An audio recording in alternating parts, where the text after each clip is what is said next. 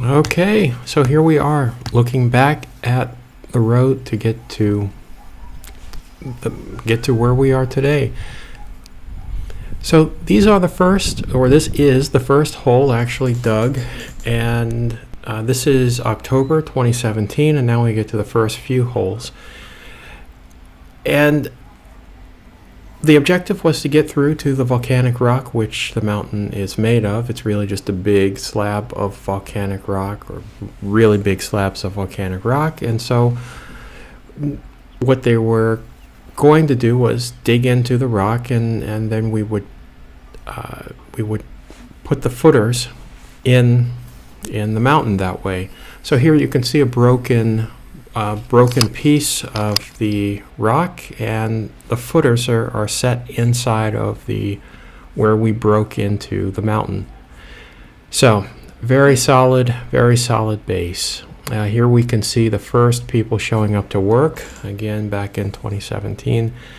And this is actually the second contractor. The first contractor who did the footers disappeared, and that's a story I'll come back to later.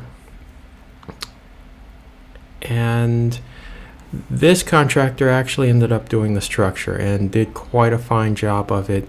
He had a great reputation in a neighboring city, and with him we were able to coordinate, or he was willing to take on the job for a price that was reasonable, and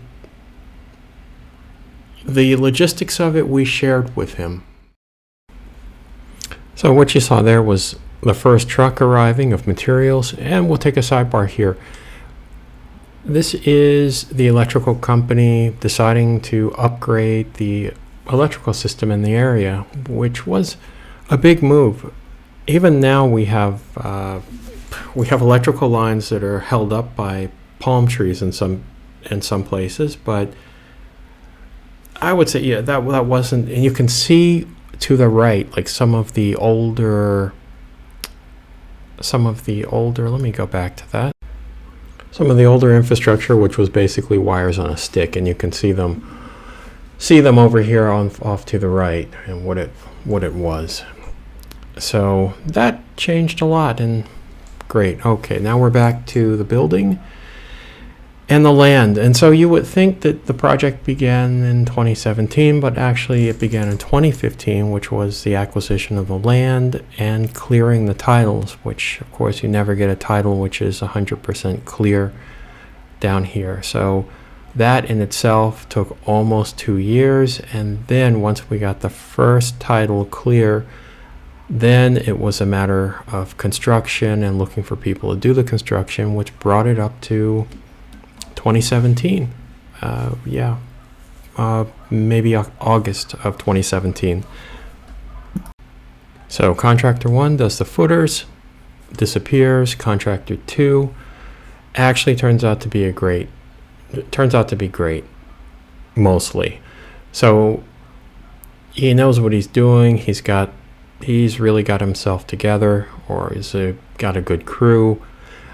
They understand exactly what they need to do to anchor the building into the bedrock there, which they did, and you can see that here in the photos.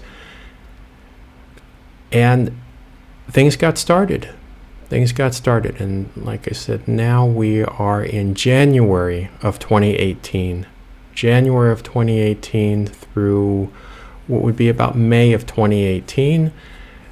The guy these guys were just working normally, sun up to sundown, as much light as they had, and we had results relatively quickly. This was after, I think, less than 60 days was what we're looking at here of them working. They were doing a floor possibly every 2 weeks, but there's a time that concrete needs to set before you can put more concrete on top of it. But they were rolling. And this gentleman gave us a lot of hope that the project would be done possibly by June, of 2018. And realistically, that was possible. What did happen was that with every floor we went up, it got slower. And not a little slower, a lot slower, because they had to move the material up. It was hot as hell, and the guys just were exhausted.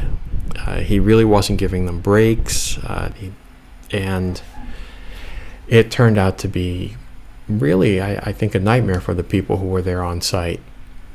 Sidebar again, this is a great piece of video that I just happened to be there and shot one morning, and there's so many days when just be a random cloud, it'll pass right by, touch the building sometimes it won't. Anyhow, going back to the construction, so he actually finishes the structure. Fantastic job once again. But once he gets finished with the structure, he wants to complete the building. So everything he's done up to this point, he's done for a very reasonable within market price. But to complete the building, he wants a lot more. So he was looking for 5 times market value for the other work that still needed to be done. And this is where he really thought he was going to make his money back. His offer was, of course, rejected, but he decided to renegotiate while leaving his people on site to basically manipulate the situation, because it would be impossible to put new people on the building while his people were still there. Anyhow, he underestimated the situation. He wasn't aware of the people on my team, nor the people that I had been working with at the time. And once that was recognized, he or all of his personnel left the site within about an hour and a half, and that was the end of that. Third contractor, don't have video of them. They came out, did a bunch of work, went bankrupt, left their people on site, and I don't know what happened with the people, but eventually they left. So 3 contractors later, it is now January of 2019, and decided to look in the immediate area for people who had supposedly had experience. And there actually were quite a lot of workers. Actually, a gentleman who another piece of land was bought from earlier, Kubia, who is going to show up in, there he is, the gentleman in the blue shirt right there doing his thing in the middle. He found a group of people because he'd worked in Spain. He was also from the immediate area and pulled a group of people together to do the work. So that's how things advanced in 2019. And again, we've got more materials, more people. What is going on here? But what we don't have is the convoluted experience of a middleman being the contractor. And things actually went quite smoothly at this point. So, like I said, this is January, February, March of 2019. And probably this is the point where the most got done. And just as a note, right now we're on the Piso Dos, 2nd floor, US 3rd floor. This is the office area and sitting area on the west side of the building. And what they're putting on here is the 2nd layer of walls, which is not something commonly done. It's done sometimes, but we're doing this on the outer wall to protect against the elements, which are really quite incredible when, for the heat, the cold, and also the rain.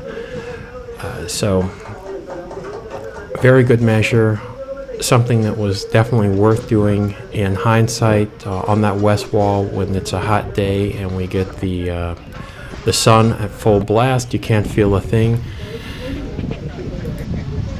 You can't feel a thing when you put your hand to the wall. And this group did really well for several months. Maybe I would say give them about 5 months, until they basically burned themselves out and the weather got really nasty, or what would be winter down here, and they just couldn't take it anymore and decided that they wanted 3 times more than what they were initially asking to do the same work. And I understood, the conditions up there were really, really horrible as winter set in, and they were just done with they were really just done with the project at that point. Now I figure I'll slow this down and point this out.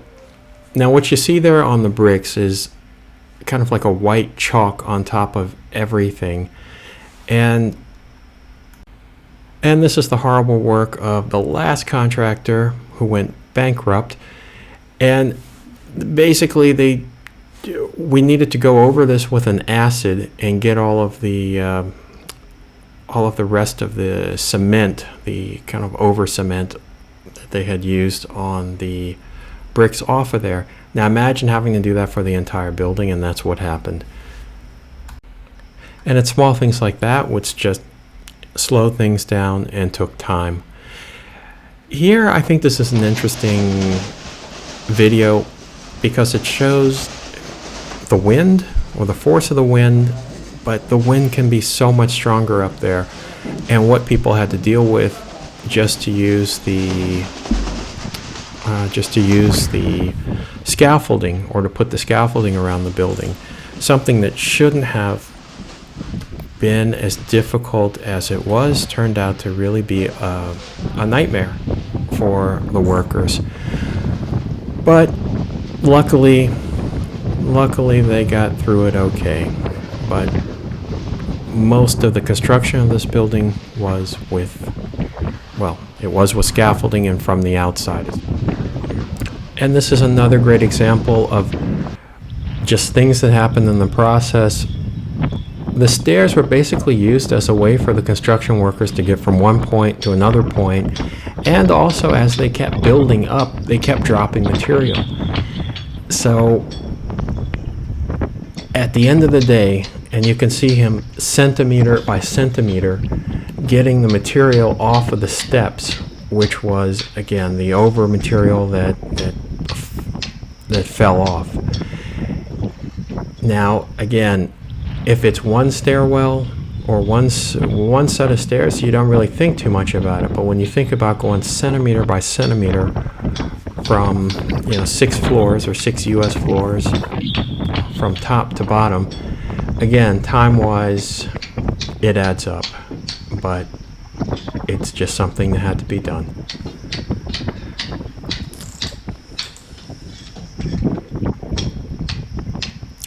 So another thing probably you don't think of too much is, how does the material get from the bottom to the top, or to any of the floors? And they just hooked up a pulley system, and it worked quite well. That's John and Pedro there.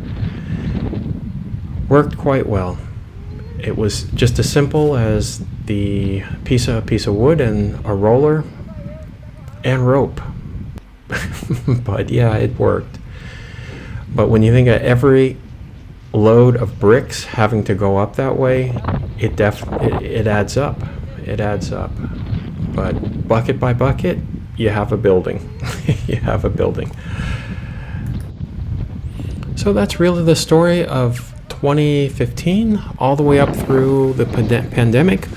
Once the contractors were removed, the local workers really did a great job of advancing it until the pandemic, which put everything to a halt. And I really The initial contractors had disabled the project to a point that the pandemic really didn't help, put it that way. But we're back, and I believe there will be more video soon, which will wrap this up. I'll probably tag it to the end of a longer video using some of the clips to show before and after.